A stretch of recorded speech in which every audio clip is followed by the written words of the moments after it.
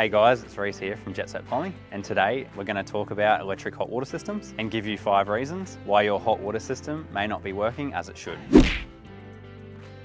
Tip number 1, faulty thermostat. If your hot water system is not heating up at all, it could be due to a faulty thermostat. The thermostat regulates the temperature of the water in your electric hot water system. So if it is not working properly, the water may not heat up at all or may not heat up to the desired temperature. It's important to have a qualified plumber inspect and replace the thermostat if necessary.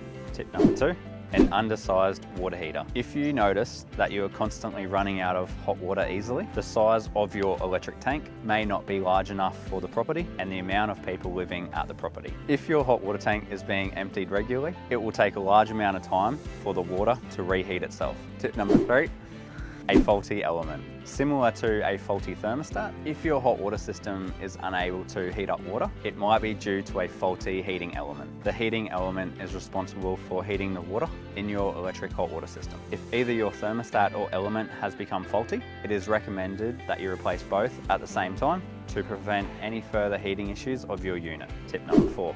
Tempering valve. The tempering valve is responsible for mixing hot and cold water to ensure the water temperature is safe for use. If the tempering valve is not functioning correctly, it can cause issues with the temperature of the water and potentially lead to scalding or being completely ice cold. A licensed plumber can inspect and replace the tempering valve if necessary to ensure that it meets the current regulations. Tip 5.